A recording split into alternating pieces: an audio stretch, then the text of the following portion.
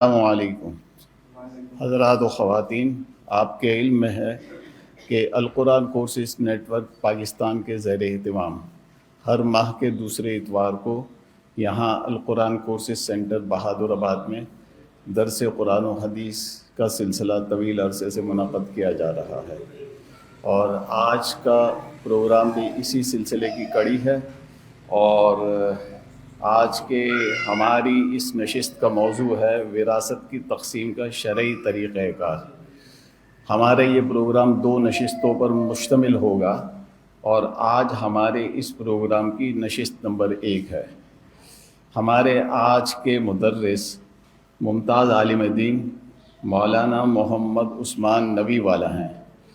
آپ استاد الحدیث ہیں مدرسہ بیت العلم کراچی کے، اور جن پوائنٹس پر وہ اپنی گفتگو کریں گے وہ کچھ اس طریقے سے ہیں: مرنے والے کے ترکے میں حقوق کی ترتیب، نمبر 2 وصیت کیا ہے، نمبر 3 میراث جلد تقسیم نہ کرنے کے نقصانات، نمبر 4 میراث کے حقدار کون ہیں، نمبر 5 زندگی میں مال تقسیم کرنے کا طریقہ کار، نمبر 6 وارث کا ترکہ معاف کرنے کے احکام، نمبر 7 وارث کا اپنے حق سے کم لینے کے احکام۔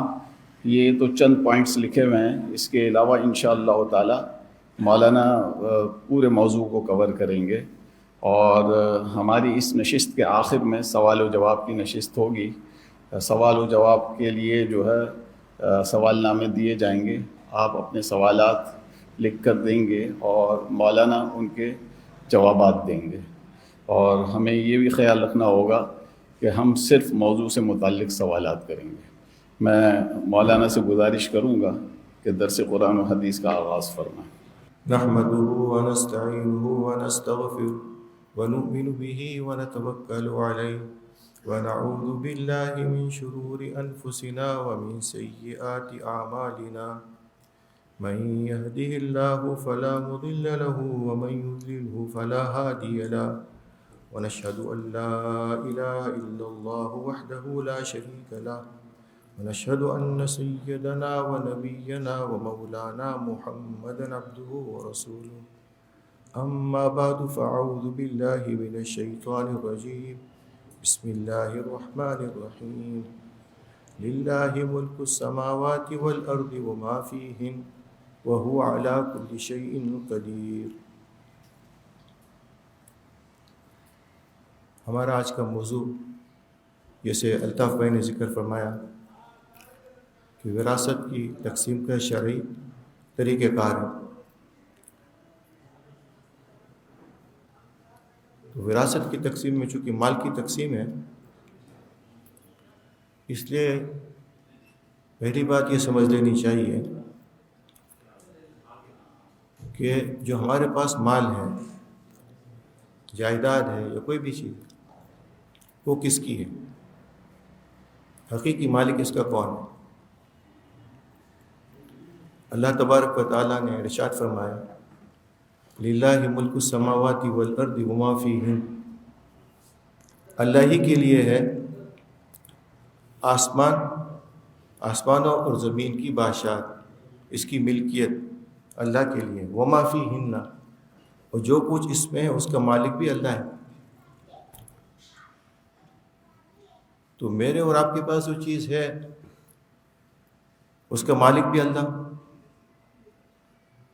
تو پھر میرے پاس کیا چیز ہے، میں کس چیز کا مالک ہوں؟ اللہ تبارک و تعالیٰ ارشاد فرماتے ہیں، یا ایھا الناس انتم الفقراء الی اللہ، اے لوگو تم اللہ کے فقیر ہو، واللہ هو الغنی الحمید، اللہ تعالیٰ غنی ہے، تعریف کے لائق اللہ ہے۔ تو انسان اصل کے اعتبار سے تو فقیر ہے، ملکیت اللہ تبارک و تعالیٰ کی ہے۔ تو پھر یہ جو ہم کہتے ہیں کہ مالک ہیں، اور مال کی تقسیم، تو یہ کس کے مال کی تقسیم ہے؟ سورہ بقرہ کے شروع میں اللہ تبارک و تعالیٰ فرماتے ہیں وَمِمَّا رَزَقْنَاهُمْ يُنْفِقُونَ، ہم نے جو ان کو عطا کیا اس میں سے دیتے ہیں. تو ہم جو دے رہے ہیں کسی کو مال، وہ ہمارا اپنا نہیں ہے، وہ اللہ کا عطا کیا ہوا ہے. جب یہ اصولی بات سمجھ میں آ جائے گی کہ یہ اللہ کا دیا ہوا ہے تو اس کو تقسیم میں کسی قسم کی پریشانی نہیں ہوگی. پریشانی اس وقت ہوتی ہے جب ہم یہ سمجھتے ہیں کہ یہ ہمارا ہے اور ہم کیوں دیں. دل میں ناگواری جو آتی ہے وہ اس وجہ سے آتی ہے، یہ ہمارا ہے ہی نہیں، تو پریشانی کس بات کی کسی کو دینے میں؟ جس نے دیا وہ کہہ رہا ہے کہ اس کو دے دو، دے دیں گے. تو یہ مال ہمارا مال نہیں ہے، یہ اللہ تبارک و تعالیٰ کی طرف سے ہمیں عطا کیا ہوا ہے. حدیث شریف میں آتا ہے ما تزال قدم عبد یوم القیامہ حتی یسأل عن اربع عن عمره فیما افنا ومن شبابه فیما ابلا وعن ماله من این اکتسبه وفیما انفقا وعن علمه ماذا عمل فيه. کہ 4 سوال کے جب تک جواب نہ دے دیں قیامت میں آدمی کے دونوں قدم وہاں سے ہل نہیں سکتے. ان میں سے ایک سوال یہ ہے کہ اب مال کہاں سے کمایا تھا، کہاں خرچ کیا. جب یہ میرا مال ہوتا اور میں اس کا کلی مالک ہوتا تو پھر مجھ سے سوال کیوں؟ میری مرضی میں جس کو چاہے دوں. تو ہم سے جو سوال کیا جائے گا مال کے کمانے کا، خرچ کرنے کا، وہ اس وجہ سے کہ یہ ہمارا نہیں ہے، ہم اس کے پابند ہیں. جس نے دیا اس کے کہنے کے پابند ہیں. وہ جہاں چاہے گا وہاں خرچ کریں گے، جیسے چاہے گا ویسے حاصل کریں گے، ہم آزاد نہیں.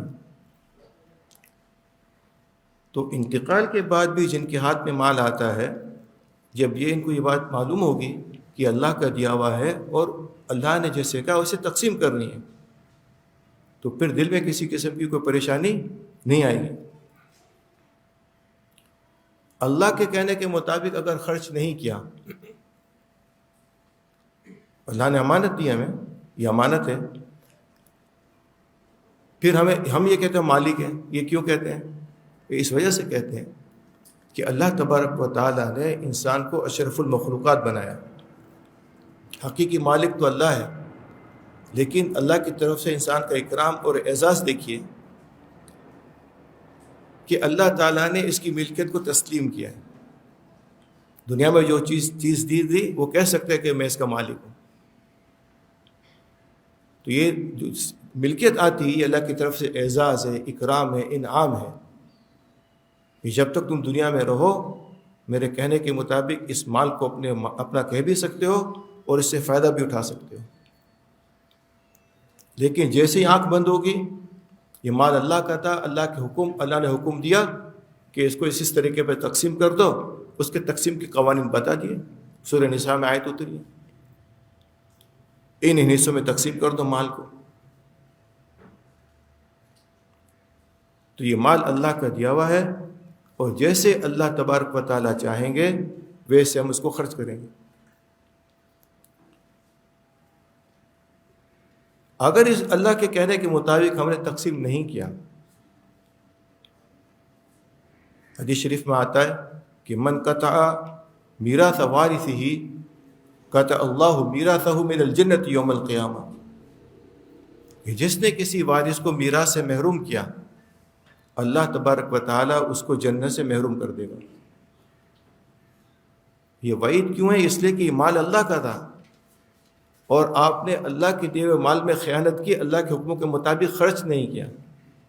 اگر یہ میرا اپنا ہوتا تو مجھے اختیار ہوتا میں جس کو چاہے دوں. اللہ تبارک و تعالیٰ نے انسان کے اعزاز و اکرام کی وجہ سے اگرچہ مرنے کے بعد یہ اللہ کی ملکیت تھی، اللہ نے واپس لے لی، لیکن اس کے اعزاز و اکرام کی وجہ سے اللہ نے اس کو اختیار دیا کہ اپنے اس مال میں سے مرتے وقت بھی وصیت کر سکتے ہو، لیکن وہ تہائی تک. انشاءاللہ اس کا حکم آئے گا یہ اعزاز و اکرام کی وجہ سے، ورنہ حقیقت میں تو ہمیں وصیت کا حق نہ ہونا چاہیے. اللہ کا دیا ہوا تھا، اللہ نے واپس لے لیا. ہمارے مرنے کے بعد اللہ جس کو چاہے دے، اللہ کی مرضی ہے، لیکن اللہ نے انسان کے اکرام میں اس کو اختیار دیا کہ اپنے تہائی حصے میں سے وہ وصیت کر سکتا ہے، اپنے مال کو جس جگہ چاہے خرچ کر سکتا ہے، یہ جائز طریقہ ہے۔ متفق علیہ روایت ہے کہ اگر کسی نے کسی کی ایک بالش بھی غصب کی، قبضہ کیا، مفہوم حدیث کا، یا دبایا، تو اللہ تبارک و تعالیٰ اس کو حکم دیں گے کہ 7 زمینوں تک اس کو کھودے، اور روایت میں آتا ہے کہ گلے میں اس کا توق بنایا جائے گا 7 زمینوں کا۔ آپ گلے میں 5 کلو کا باٹ لٹکا لیں، کتنی دیر تک لٹکا رکھ سکیں گے؟ 10 کلو، 20 کلو، 40 کلو، کب تک لٹکا سکیں گے؟ یہ زمین میں اس کا توق بنایا جائے گا اس کے گلے میں، اور اس کو مشقت اٹھانی پڑے گی صرف اس وجہ سے کہ اس نے تھوڑا سا مال کسی اور کا اللہ کے حکم کے خلاف خرچ کیا۔ یہ بڑی سخت بات ہے کہ مال میراث میں خرد برد کرے یا حقدار کو اس کا حق ادا نہ کرے۔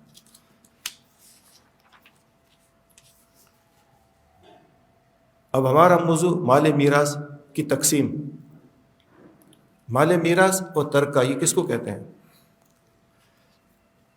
مرتے وقت آدمی کی جو ملکیت ہو وہ ترکہ کہلاتی ہے، میراث کہلاتی ہے۔ یعنی مرتے وقت آدمی جس چیز کا مالک ہو شرعاً، وہ ترکہ کہلائے گی، وہ مال میراث کہلائے گا۔ تو ملکیت سے وہ چیزیں نکل جائیں گی جو اس کی ملکیت میں نہیں ہیں۔ مرتے وقت جو ملکیت میں نہ ہو وہ ترکے سے نکل جائے گی۔ جیسے پینشن ہے، تو پینشن کی رقم جب تک زندہ ہے اس کے ہاتھ میں آ کر اس کے قبضے میں آ گئی، وہ مالک ہو گیا۔ اگر بچ جاتی ہے انتقال کے وقت تو وہ ترکہ بن جائے گی، مال وراثت میں جائے گی۔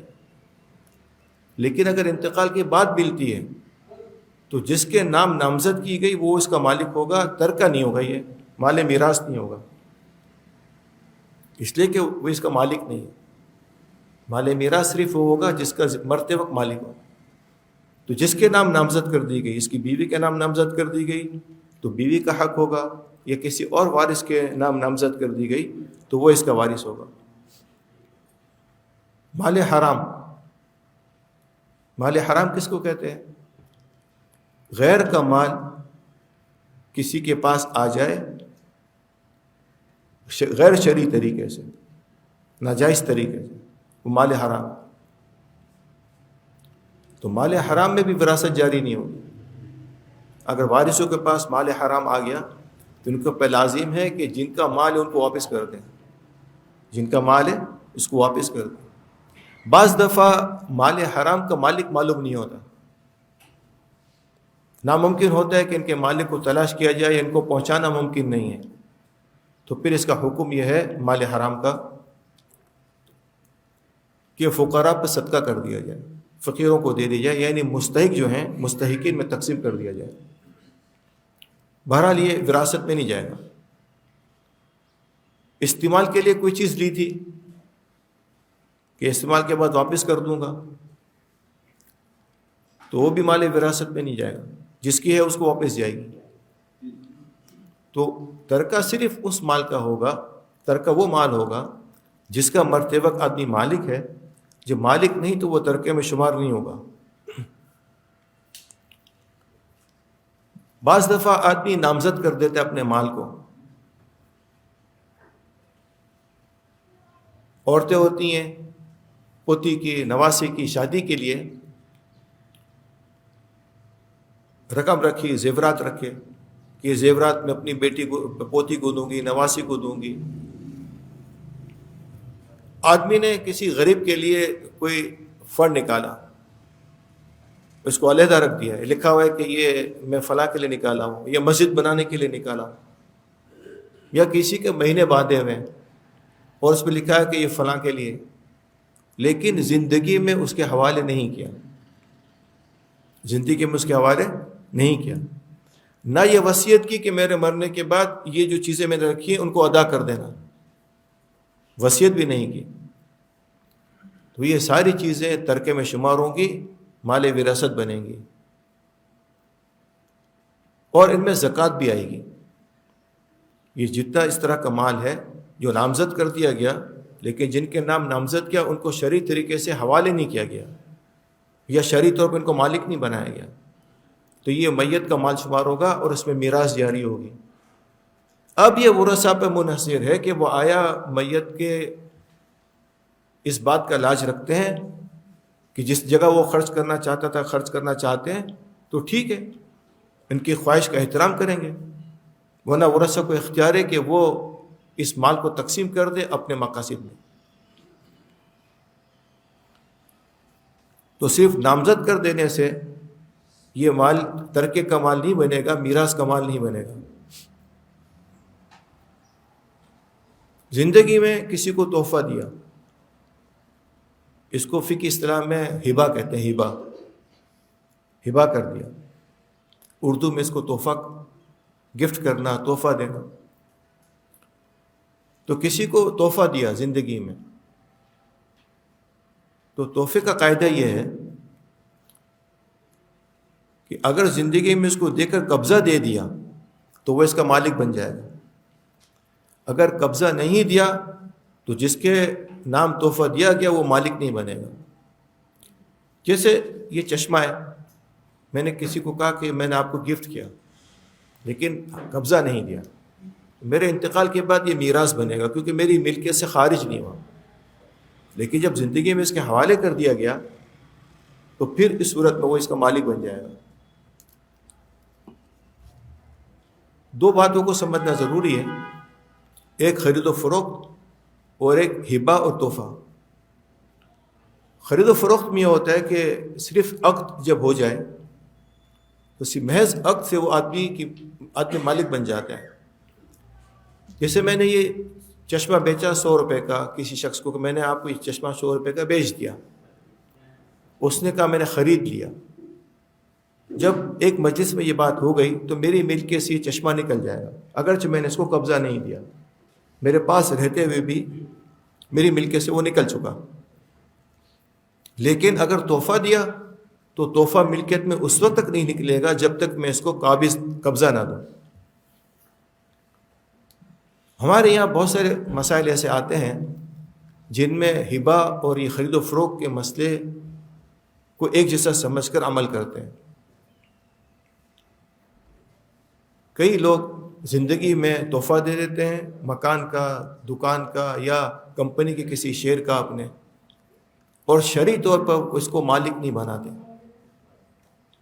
انتقال کے بعد لڑائی جھگڑے ہوتے ہیں اس وجہ سے کہ جب فتویٰ پوچھتے ہیں تو علماء کرام تو یہی بتائیں گے کہ بھائی شرعی مالک نہیں ہوا، یہ میراث بنے گا اور سب ورثاء میں تقسیم ہوگا۔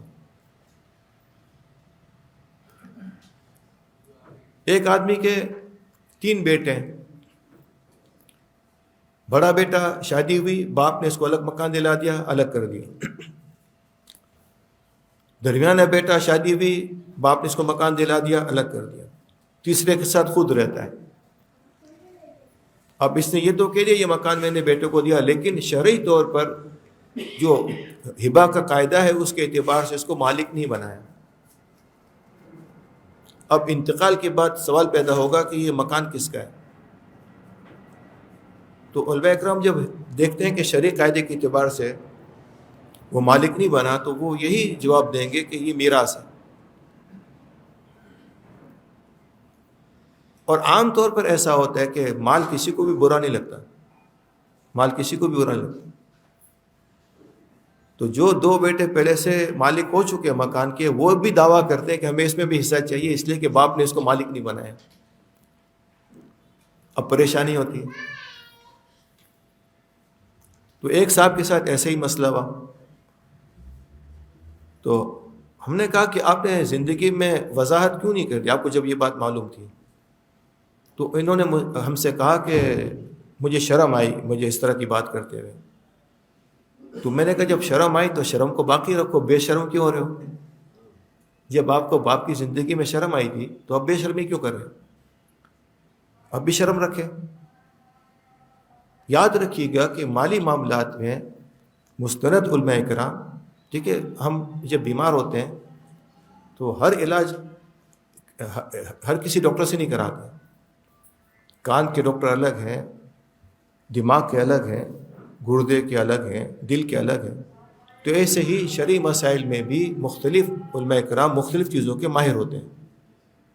تو جو وراثت کے مسائل کے ماہرین ہیں، تحفے کے ہبہ کے مسائل کے ماہرین ہیں، ہم ان سے رابطہ کر کے پھر کوئی کام کریں. جب سب کچھ ہو چکتا ہے پھر آ کر مسئلہ پوچھتے ہیں تو ظاہری بات ہے کہ اس میں ناگواریاں ہوتی ہیں. اس لیے وقت سے پہلے مسئلہ پوچھ لینا چاہیے، ایسے حالات پیدا ہونے سے پہلے جس میں آپس میں جھگڑے پیدا ہوں.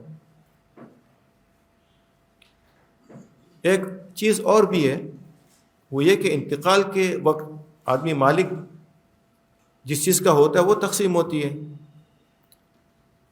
یہ مسئلہ بھی کثرت سے آتا ہے کہ یہی نہیں پتہ ہوتا کہ ملکیت میں کیا کیا چیزیں ہیں. کچھ چیزیں تو معلوم ہوتی ہیں، بہت ساری چیزیں یہی نہیں پتہ ہوتا کہ ملکیت میں ہے کہ نہیں.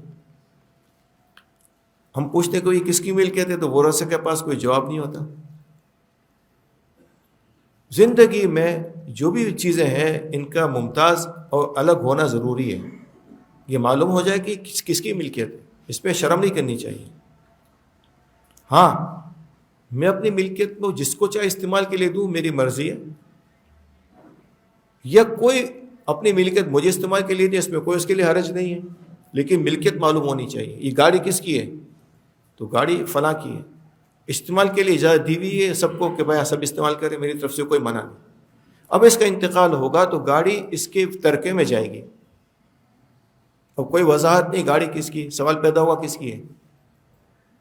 تو یاد رکھیے گا کہ ملکیت کو ممتاز کرنا چاہیے. جو بھی املاک ہیں ان کو ممتاز کریں الگ الگ کر کے، تاکہ انتقال کے وقت یہ معلوم ہو کہ میت کا مال کیا تھا.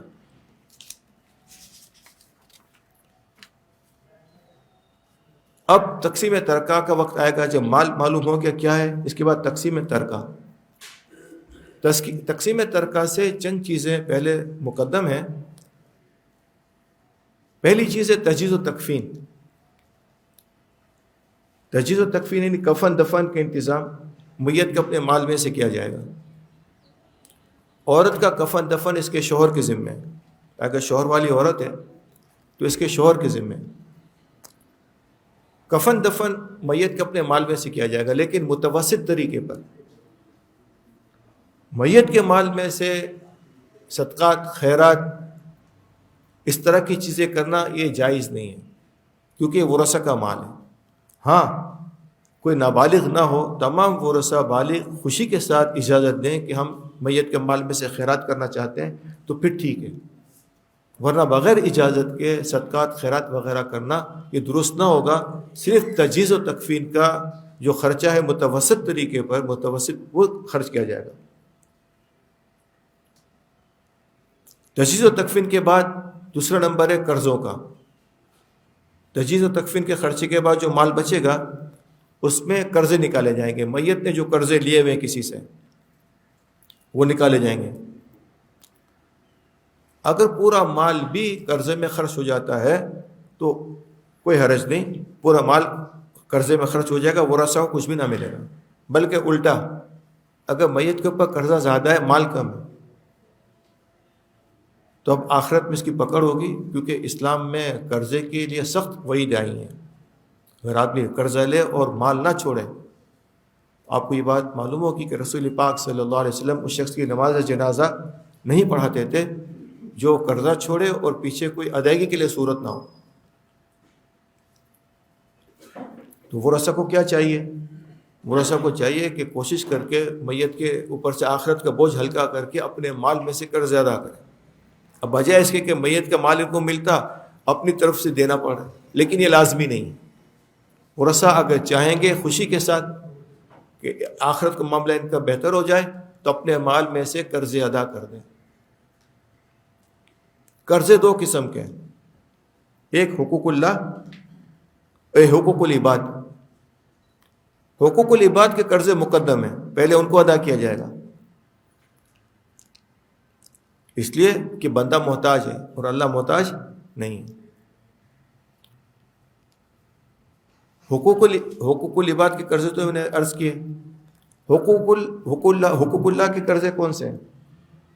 نماز زندگی میں چھوٹ گئی، روزہ چھوٹ گیا، حج فرض تھا حج نہیں کیا، تو ایک نماز کا فدیہ صدقہ فطر کے برابر، ایک روزے کا فدیہ صدقہ فطر کے برابر، اور حج بدل کی وصیت کرنا، میرے مال میں سے حج بدل کراؤ۔ حقوق اللہ میں اور حقوق العباد کے قرضوں میں دو طرح کا فرق ہے۔ ایک یہ کہ جو حقوق العباد ہیں، جیسے میں نے عرض کیا کہ پورے مال میں سے ادا کیے جائیں گے، پورا مال بھی خرچ ہو جائے قرض ادا کرنے میں تو قرض ادا کیے جائیں گے۔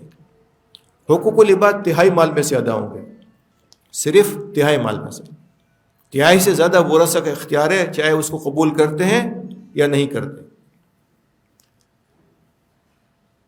ایک تو یہ فرق ہو گیا۔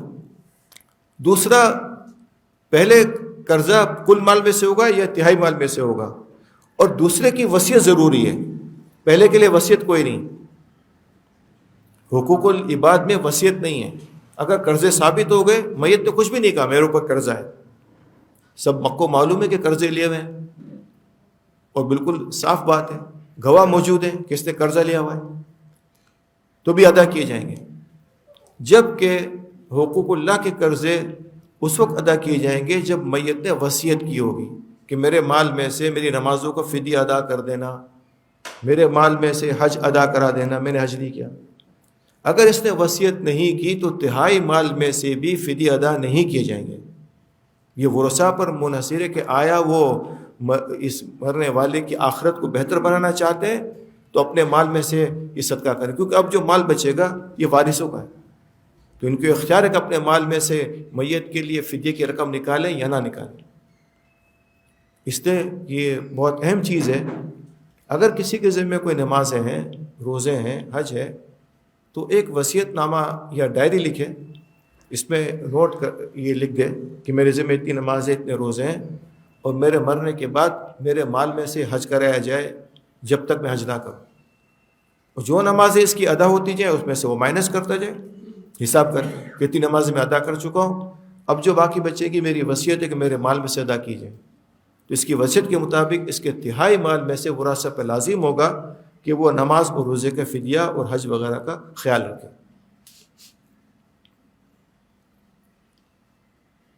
بیوی کا مہر یہ قرض میں آتا ہے، بیوی کا مہر اگر ادا نہ ہوا تو وہ قرض میں آتا ہے، اس میں ادائیگی ضروری ہے۔ اب قرض ادا کرنے کے بعد کچھ مال بچتا ہے، پہلا تجہیز تکفین یعنی کہ کفن دفن، دوسرا قرضہ، اور تیسرا وصیت ہے۔ اب قرضہ ادا کرنے کے بعد کچھ مال بچتا ہے تو وصیت نافذ کی جائے گی اس کی۔ وصیت کیا چیز ہے؟ وصیت اصل میں نصیحت کے معنی میں، وصیت کے لغوی معنی ہے نصیحت کرنا،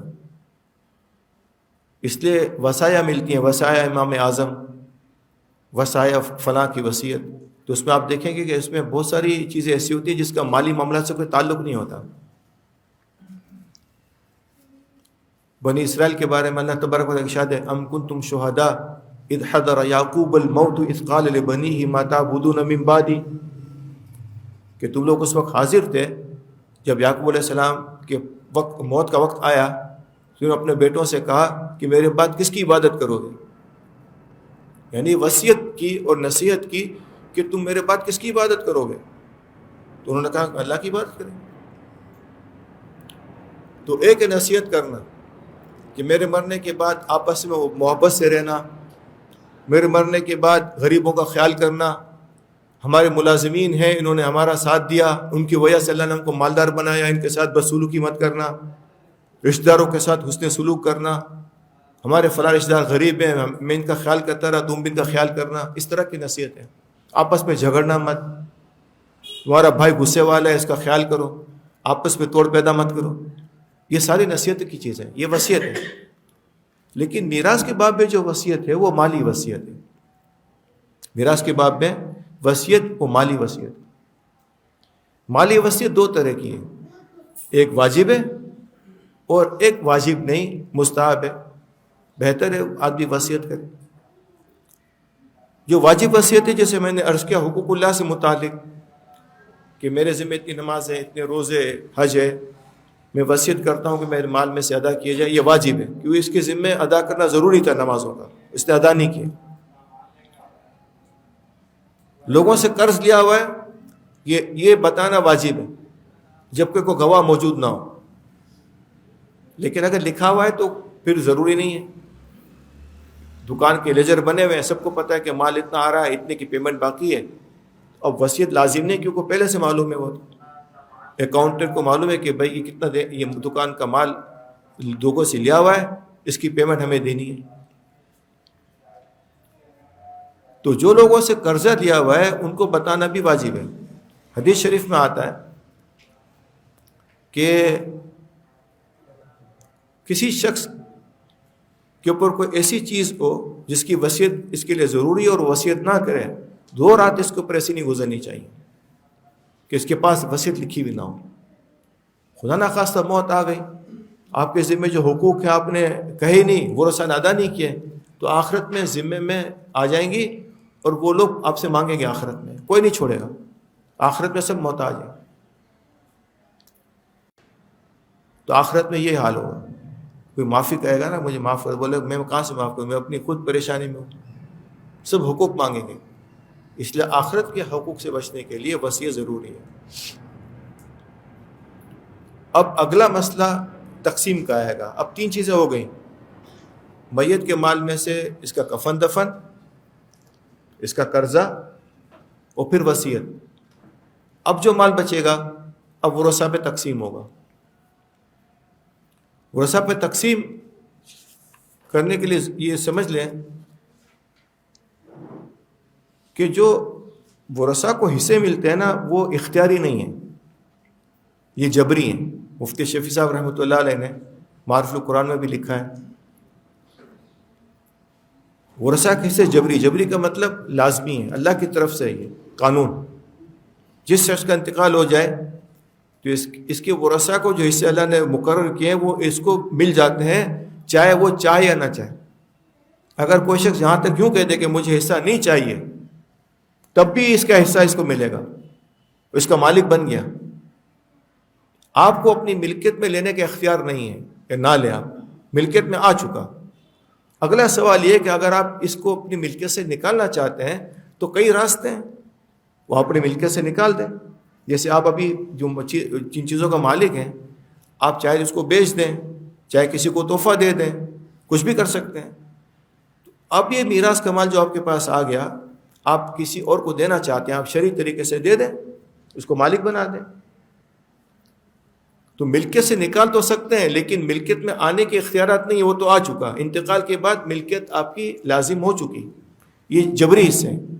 لہذا جس کے حصے آ چکے ہیں اب اس کے حصے میں خورد برد کرنا یہ بہت بڑا گناہ ہے،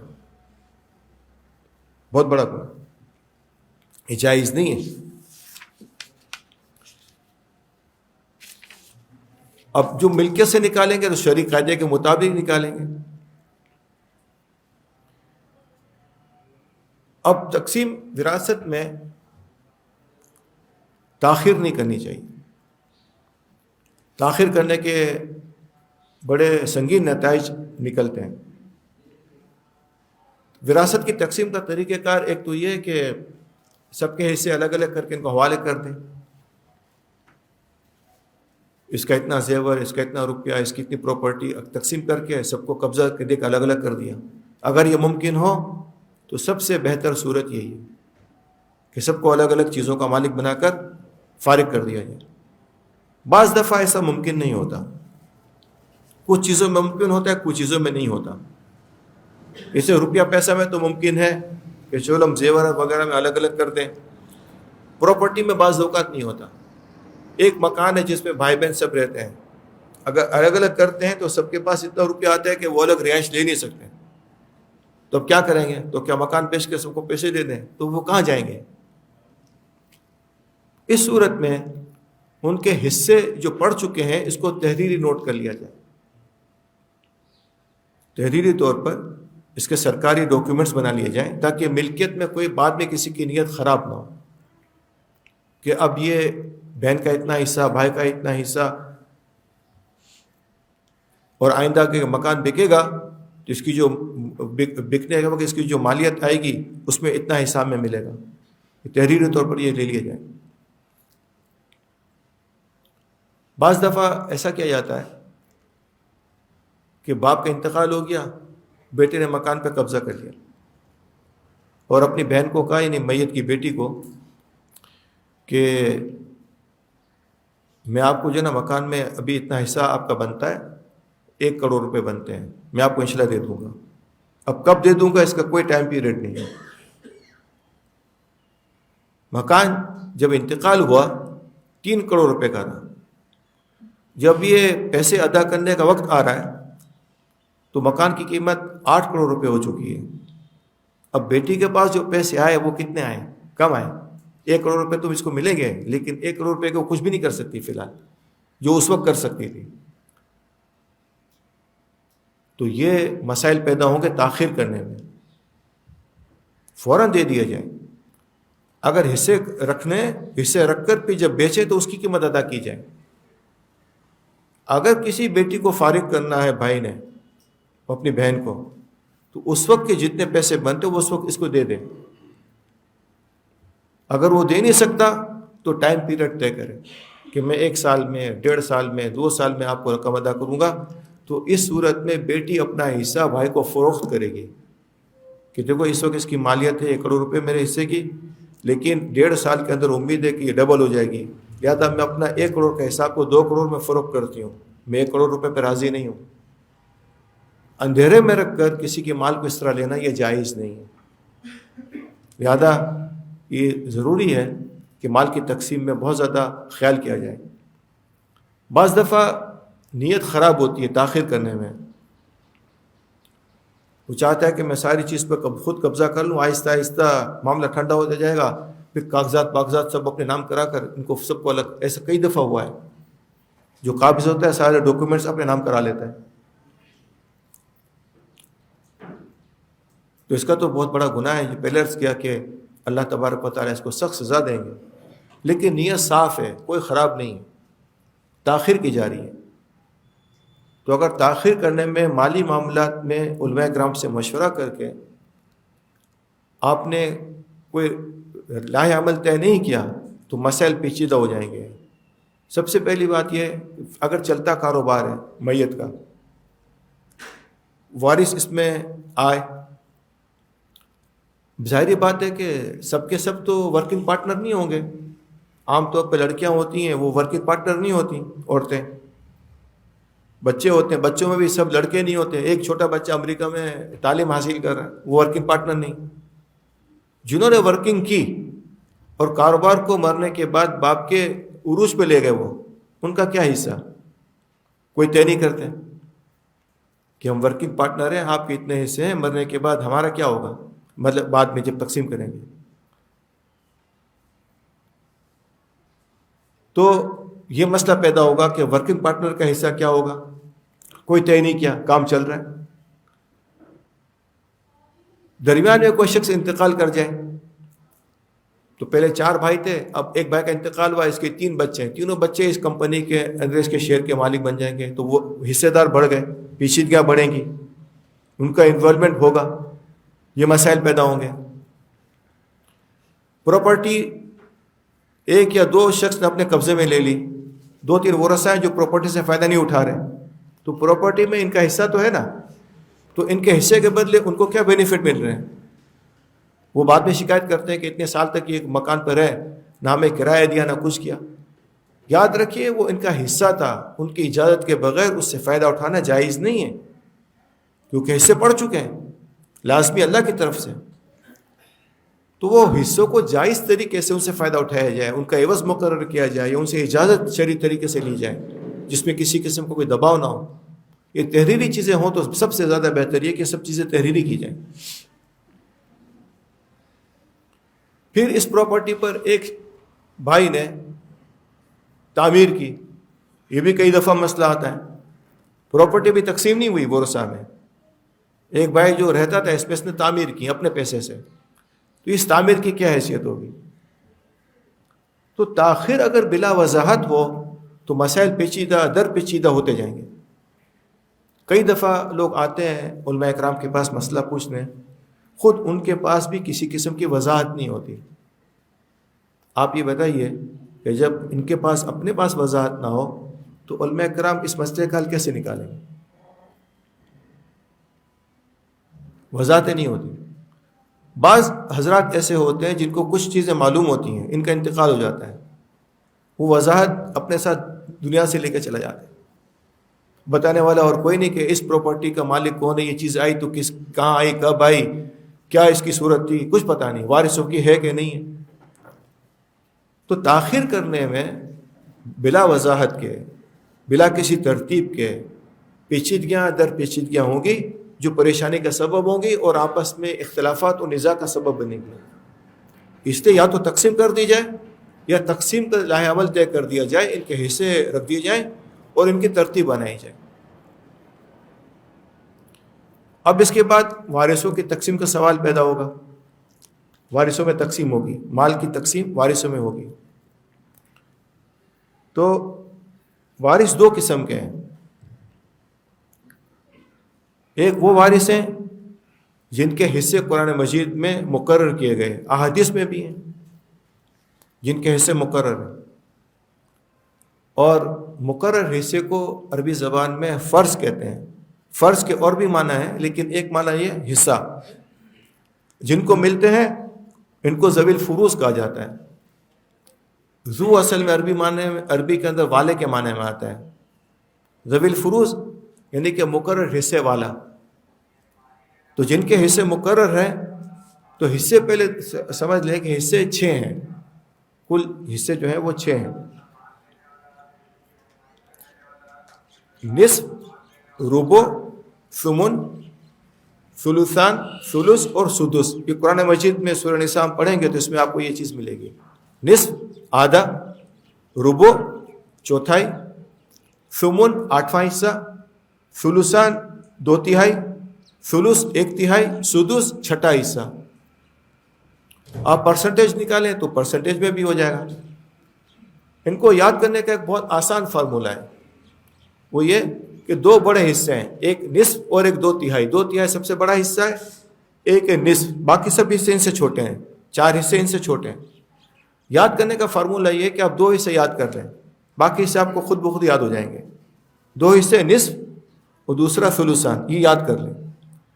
اب دونوں کا الگ الگ پیر بنا لیں، نصف اور ثلثان. نصف کو آدھا کریں تو ربع ہو جائے گا، ربع کو آدھا کریں تو 8واں حصہ ہو جائے گا. دوسری طرف آ جائیں ثلثان، ثلثان کو آدھا کریں تو 1 ثلث ہو جائے گا، 1 ثلث کو آدھا کریں تو سدس ہو جائے گا. تو بس نصف کو یاد کریں تو اس کے 2 حصے آدھے آدھے بنیں گے، ثلثان کے حصے آدھے پھر آدھے، یہ 6 حصے کل ہو گئے. پرسنٹیج میں آپ دیکھ لیں، پرسنٹیج میں نصف 50%، 50 کا آدھا کریں 25، 25 کا آدھا کریں 12.5، 3 حصے ہو گئے، 50، 25 اور 12.5. دوسری طرف ثلثان 66.66، اس کو آدھا کریں 33.33، اس کا آدھا کریں 16.66. تو آپ کو یاد رکھنا آسان ہو جائے گا. جن وارثوں کو ملتے ہیں، میں نے عرض کیا کہ ان کو ذوی الفروض کہا جاتا ہے. یہ کل 13 ہیں، جن میں سے 9 عورتیں اور 4 مرد ہیں.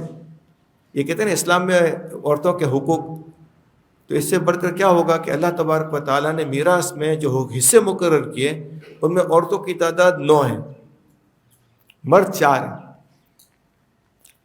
جن مردوں کو حصے ملتے ہیں ان میں باپ، دادا میں پردادا اوپر تک آ جائیں گے. اخیافی بھائی کہتے ہیں ماں شریک بھائی، جس کی ماں ایک ہو اور باپ الگ الگ ہو. اور چوتھا شوہر.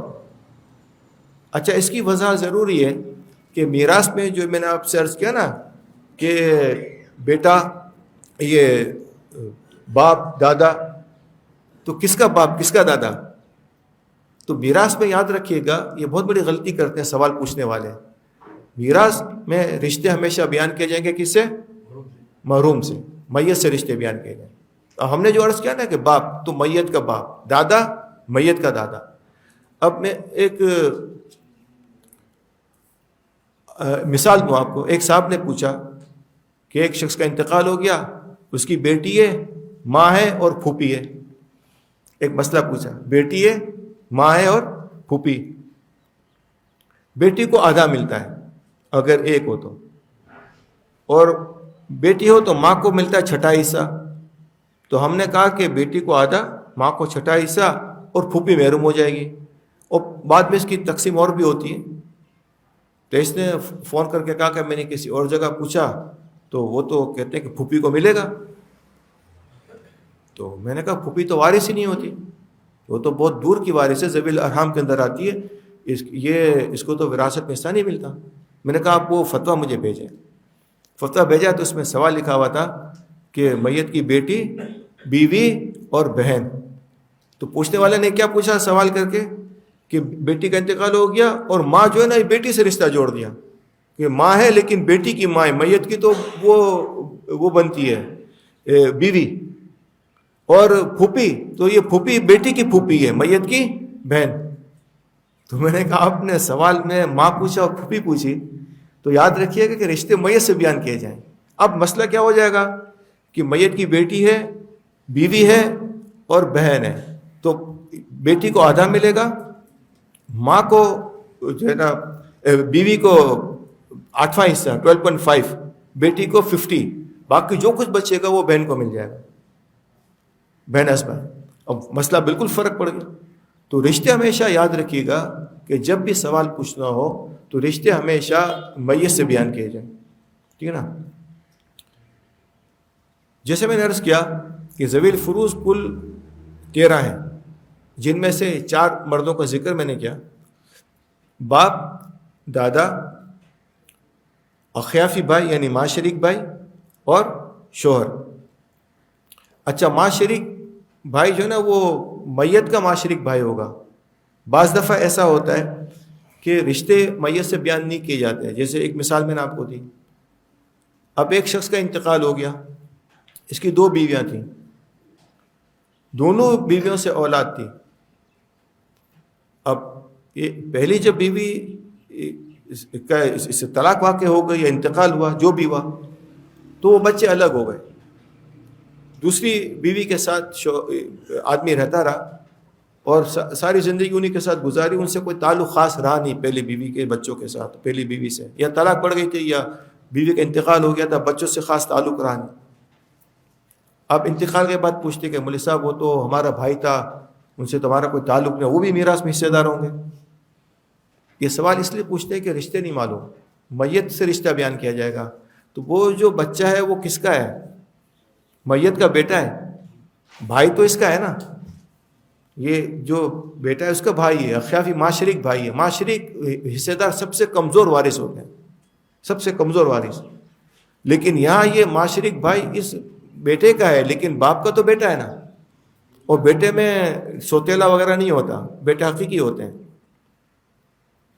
چاہے وہ 3 بیویوں سے ہو، چاہے اس سے تعلق نہ رکھا ہو.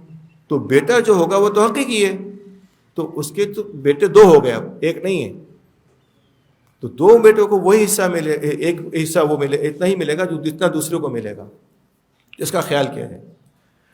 9 عورتیں، بیٹی یعنی مرنے والے کی بیٹی، پوتی، اس میں پوتی کے نیچے بھی آ گئے پڑ پوتیاں وغیرہ، بیٹی، پوتی، اور سگی بہن، باپ شریک بہن، ماں شریک بہن، ماں، دادی اور نانی. ماں، دادی اور نانی. عربی میں دادی نانی کو جدہ لکھتے ہیں، اس لیے 8 وارث کہتے ہیں خواتین میں. اردو میں ہم لوگ ماں دادی نانی کو الگ کرتے ہیں، تو 9 وارث ہو گئے. تو کل ان 9 کا حصہ ملتا ہے. اب دوسرے وارث ہیں اسبا. اسبا وہ وارث کہلاتے ہیں جن کا حصہ شریعت میں مقرر نہیں ہے، اور اصل وارث اسبا ہی ہوتے ہیں. اس لیے دیکھیے آپ کو 4 مرد ہم نے ذکر کیے، باپ، دادا، اخیافی بھائی اور شوہر. ان میں بیٹا نہیں آیا، سگا بھائی نہیں آیا، باپ شریک بھائی نہیں آیا. بیٹے کا میراث میں سب سے زیادہ حصہ ہوتا ہے، لیکن اس کا حصہ مقرر نہیں ہے.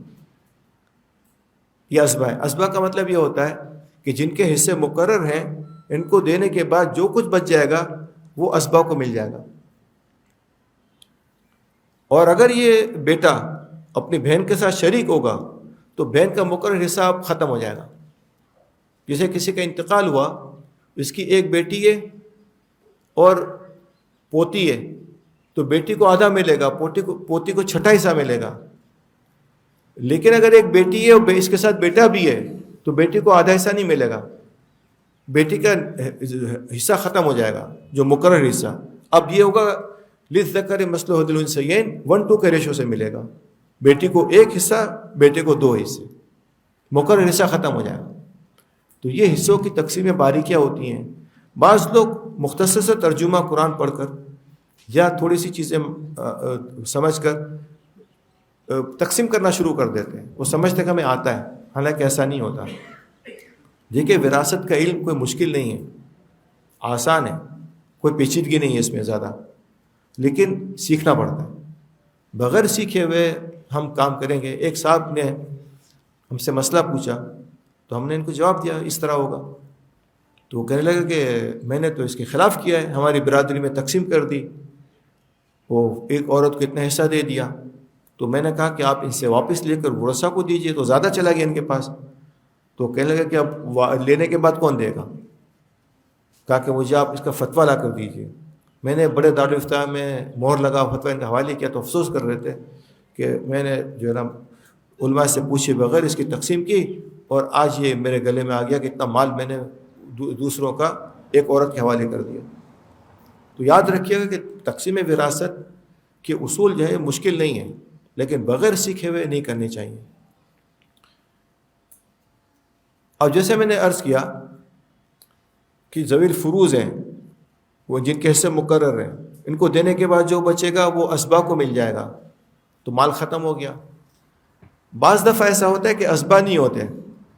اسبا جو ہے نا وہ 4 ہیں: بیٹا، اس میں پوتا وغیرہ بھی آ گئے، بھائی، اس میں بھتیجے بھی آ گئے،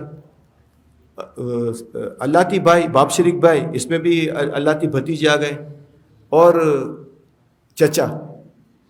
تو 4 درجے: بیٹا، باپ، بھائی، چچا. یہ اسبا ہیں. بعض دفعہ میت کے ورثاء میں ان میں سے کوئی بھی نہیں ہوتا، صرف ذوی الفروض ہوتے ہیں جن کے حصے مقرر ہیں. اور ایسا ہوتا ہے کہ حصے بڑھ جاتے ہیں، مال کم پڑ جاتا ہے. جیسے کہ ایک مثال ہے،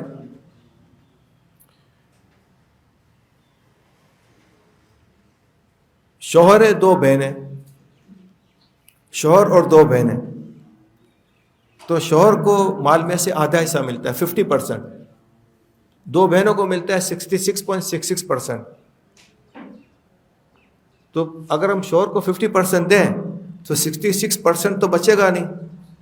50% اگر لڑکیوں کو دے دے تو 68.66 کہاں جائے گا؟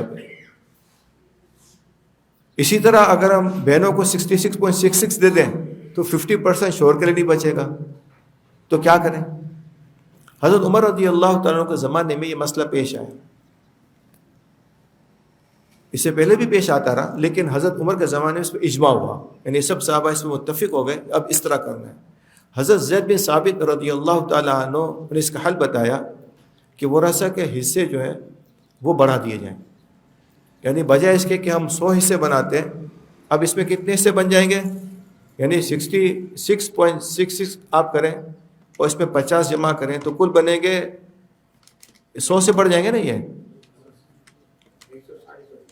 ہاں، یہ بنیں گے 116.66 116.66. تو مال کے 100 حصے کے بجائے 116.66 حصہ بنا دیں گے اور اسے تقسیم کریں گے. اب آپ مثال لے لیں، 1 لاکھ روپیہ ہے.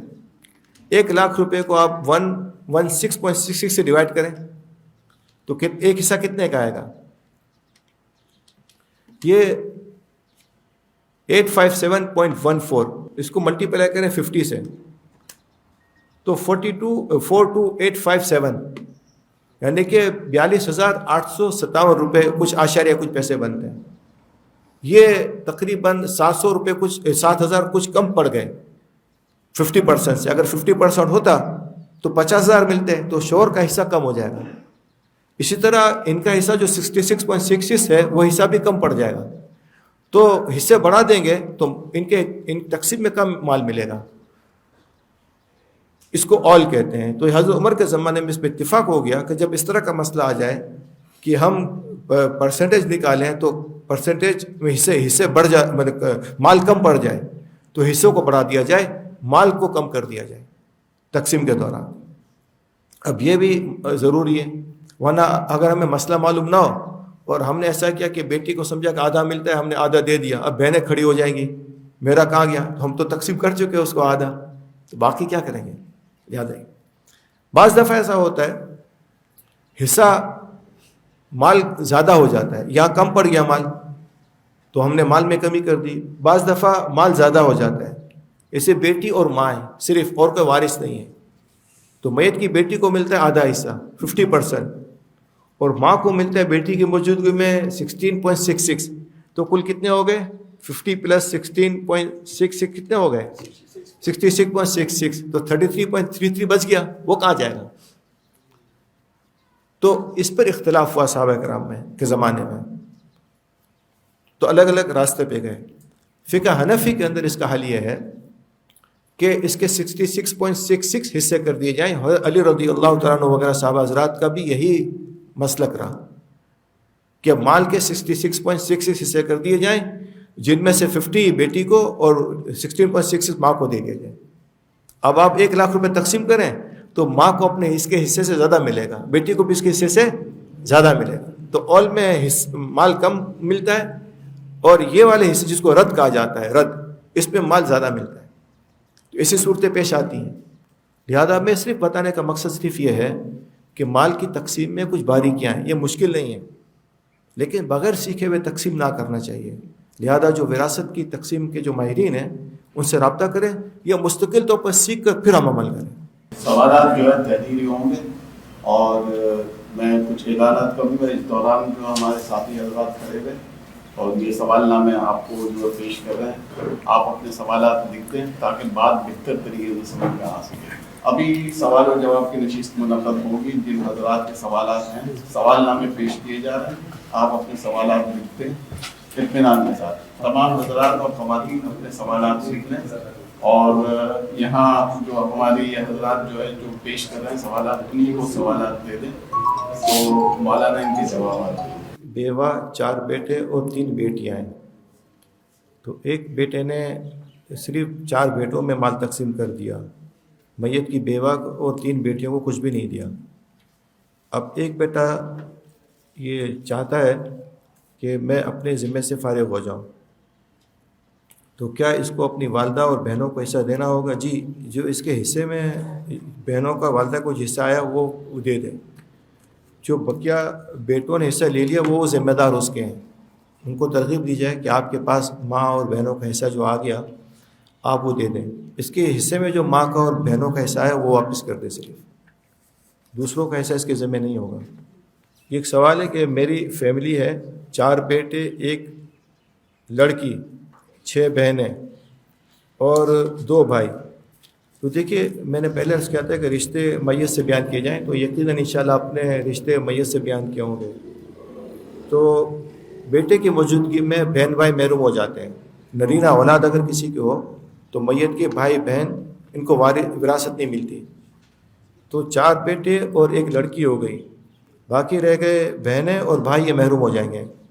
تو وراثت اس طرح تقسیم ہوگی کہ بیٹوں کا 4 بیٹوں کے 8 حصے اور بیٹی کا 1 حصہ، کل مال کو 9 حصوں میں تقسیم کر دیں، بیٹے کو 2 اور بیٹی کو 1 دے دیں، اس طرح ہو جائے.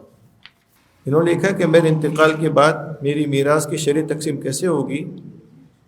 بیوی کا انتقال ہو چکا ہے، اولاد بھی کوئی نہیں اور بھائی بھی کوئی نہیں ہے، والدین بھی نہیں ہیں، 1 بہن ہے. اچھا، یہ ایک بات ضروری اس میں یاد آ گئی.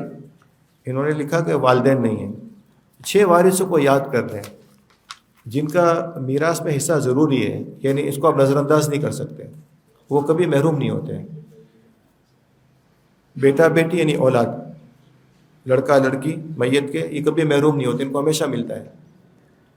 ماں باپ کو ہمیشہ حصہ ملتا ہے، ماں باپ کبھی محروم نہیں ہوتے. اور میاں بیوی یہ محروم نہیں ہوتے. تو ان کو حصہ 6 وارث ایسے ہیں جن کا حصہ لازمی ہے. تو اب ان کے پاس صرف ایک بہن ہے تو یہ سارا مال بہن کو مل جائے گا، باقی کسی انتقال کے بعد اور کوئی وارث نہیں تو بہن کو سارا مال مل جائے گا، پوری جائیداد بہن کی ہوگی. البتہ آپ وصیت کرنا چاہیں تو وصیت کر سکتے ہیں. یہ کہتے ہیں کہ میں اپنی زندگی میں اپنے مال کی تقسیم کرنا چاہتا ہوں، 3 بیٹے اور 3 بیٹیاں ہیں. یہ زندگی میں جائیداد تقسیم کرنے کا جو بیان تھا وہ ہو نہیں سکا، جو مسائل تھے، جو وقت ہمارے پاس تنگ تھا. تو زندگی میں دینے کا یاد رکھیے گا کہ جائیداد کی تقسیم یہ وراثت کی تقسیم نہیں ہے، یہ تحفہ کے زمرے میں آتی ہے. زندگی میں کسی کو مالک بنانا یہ تحفہ کہلاتا ہے. تحفہ میں قاعدہ یہ ہے کہ ورثہ میں برابری رکھی جائے. جیسے ایک موٹی سی مثال میں آپ کو دوں، آپ گھر میں آتے ہیں رات کو تو اپنے بچوں کے لیے کوئی کھانا لاتے ہیں، جیسے برگر لے کر آئے، تو آپ بیٹے کو 2 اور بیٹی کو 1 برگر تو نہیں دیں گے. اسی طرح لیکن جو رواجی چیزیں ہوتی ہیں نا ان میں کمی بیشی ہو سکتی ہے. جیسے کہ لڑکی کو کپڑے بنا کر دیے، عام طور پر بچوں کے کپڑے مہنگے ہوتے ہیں لڑکوں سے، یا ایک بچہ پڑھائی کرتا ہے ایک بچہ نکمہ نہیں پڑھتا تو اس کے لیے آپ پیسے خرچ کر رہے ہیں تو ناانصافی نہیں ہے. تو بچوں میں برابری کرنا چاہیے لیکن قاعدے کے اعتبار سے. جو قاعدے میں آتی اونچ نیچ ہے تو وہ ظلم کے زمرے میں نہیں آتی، جیسے میں نے ابھی مثال دی. تو آپ تقسیم کرنا چاہتے ہیں، 3 بیٹے اور 3 بیٹیاں ہیں تو بہتر تو یہ کہ ان میں برابری کر دی جائے. لیکن علماء نے لکھا ہے کہ اس نیت سے کہ جائیداد کی تقسیم کے بعد جھگڑے نہ ہوں اور میں چاہتا ہوں کہ اپنی زندگی میں جائیداد تقسیم کر دوں، اس نیت سے بیٹوں کو دگنا دینے کی بھی گنجائش ہے. بیٹے کو دگنا دینے کی گنجائش ہے، لہذا بیٹوں کو 2 حصے کر کے اور بیٹی کو 1 حصہ، تو کل 9 حصے بن جائیں گے. بیٹوں کو 2 حصے، 6 حصے ہو گئے. 3 بیٹوں کے 1 حصہ، یہ بھی کر سکتے ہیں. ایک مکان میں 2 بھائی رہتے ہیں، وہ مکان والدہ کا ہے. ٹوٹل 4 بھائی ہیں اور 3 بہنیں. والد انتقال ہو گیا. یہ اس میں مکان لکھا ہے والدہ کا ہے اور انتقال والد کا ہو گیا ہے.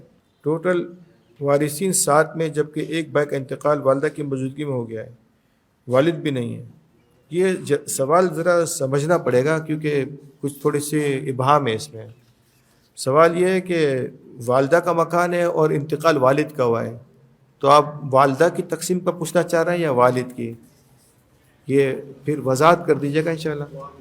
میت کا انتقال ہو جائے تو بہن کا بھی حصہ ہوگا. اپنے حیات میں حصہ کا کیا فارمولہ ہوگا؟ میت کے انتقال کا میں نے بتا دیا کہ اگر نرینہ اولاد ہے تو بہن کا حصہ نہیں ہوگا. اگر نرینہ اولاد نہیں ہے، صرف لڑکیاں موجود ہیں، تو لڑکیوں کی موجودگی میں بہنوں کا حصہ ہوگا. اگر پوتا بھی موجود ہو تو پوتے کی موجودگی میں بھی بہنیں محروم ہو جائیں گی. اپنی حیات میں حصے کا کیا فارمولہ ہوگا، یعنی اپنی حیات میں ہم تقسیم کرنا چاہتے ہیں، شاید یہ پوچھنا چاہ رہے ہیں. تو اس کا طریقہ کار میں نے بتایا کہ برابری کر کے تقسیم کر دی جائے. اگر برابری کرنا نہیں چاہتے تو لڑکوں کو 2 اور لڑکی کو 1 حصہ دینا بھی جائز ہے، یہ گنجائش ہے اس کی. اچھا، اس میں ایک وضاحت یہ بھی ہو جائے کہ ورثہ کے درمیان میں اونچ نیچ ایک قاعدے کے مطابق ہو تو جائز ہے. یعنی کسی وارث کو زیادہ دینا چاہتے ہیں، کسی کو کم، تو ویسے اس طرح کرنا نہیں چاہیے. ایک حدیث میں سناتا ہوں. نعمان بن بشیر رضی اللہ تعالیٰ عنہ، ان کا واقعہ ہے. صحابی ہیں. انہوں نے اپنے بیٹے کو، ان کی اہلیہ نے، ان کی دوسری شادی ہوئی تو ان کی اہلیہ نے درخواست کی کہ بیٹے کو کچھ دو. انہوں نے کچھ دیا لیکن واپس لے لیا بعد میں، اس لیے کہ ان کی پہلی بیوی سے بھی کچھ اولاد تھی. ان کو خیال ہوا کہ ان کو تو میں نے نہیں دیا. دوبارہ ان کی بیوی نے اصرار کیا کہ اس کو کچھ دو، تو انہوں نے کچھ دینا چاہا تو بیوی نے کہا کہ میں اس وقت تک قبول نہیں کروں گی جب تک اللہ کے رسول کو آپ گواہ نہ بناؤ، کیونکہ پہلے وہ رجوع کر چکے تھے تو ان کو ڈر ہوا کہ دینے کے بعد دوبارہ لے لیں گے. تو یہ اللہ کے رسول کے پاس گئے کہ میں اپنے بیٹے کو دینا چاہتا ہوں. تو آپ نے فرمایا کہ کیا تم نے اپنی ساری اولاد کو دیا ہے؟ تو انہوں نے کہا کہ نہیں. تو آپ نے فرمایا کہ میں ظلم پہ گواہ نہیں بنتا، یہ ظلم ہے کہ کسی کو دو.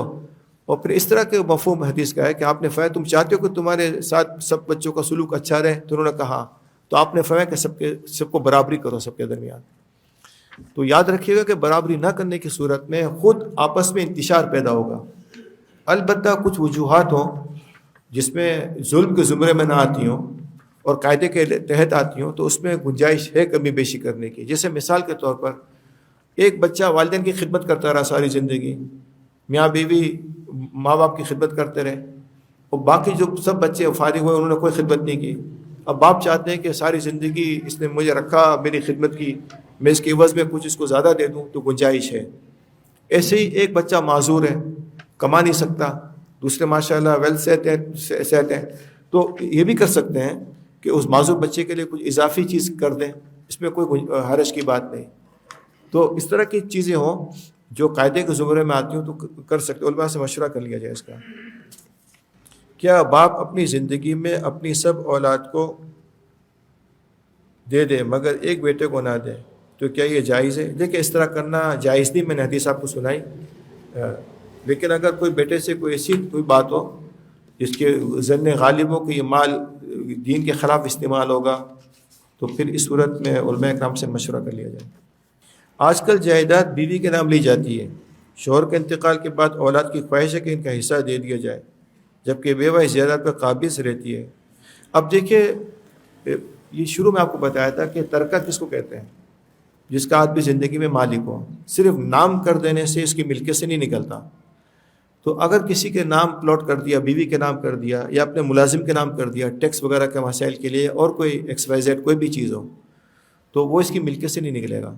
اگر پکی بات یہ ہو کہ اس نے بیوی کے نام صرف اس وجہ سے کیا تھا کہ کوئی دوسرے مسائل تھے, بیوی کو مالک بنانا مقصود نہیں تھا, پھر اس صورت میں بیوی کا قابض ہو کر اب دوسروں کو نہ دینا یہ سب گناہ کی بات ہے.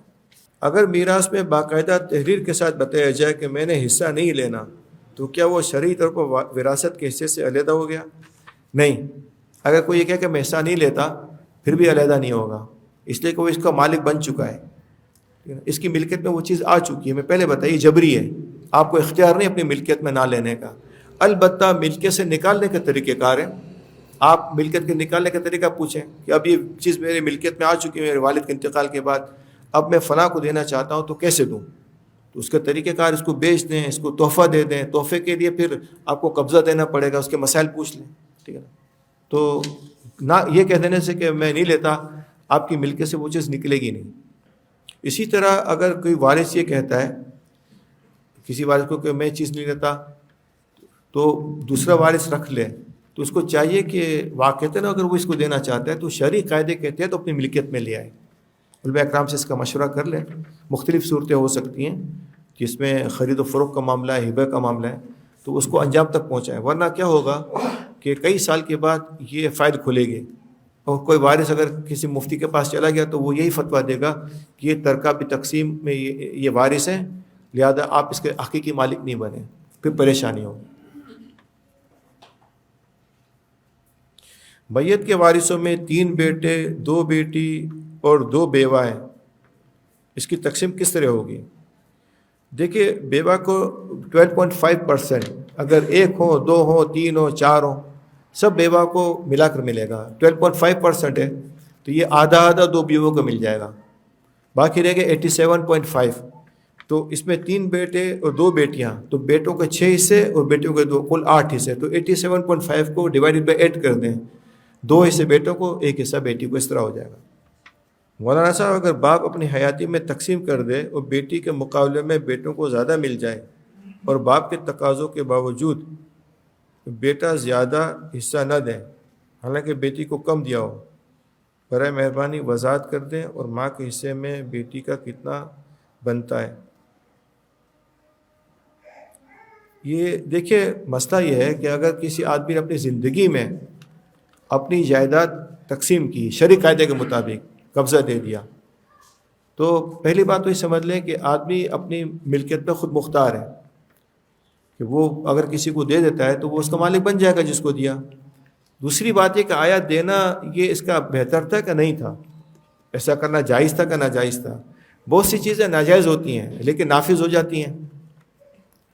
اگر کسی نے کوئی شراب خریدی تو پیسہ تو ضائع ہوا نا, ناجائز کیا اس نے, پیسہ تو لگ گیا اس میں.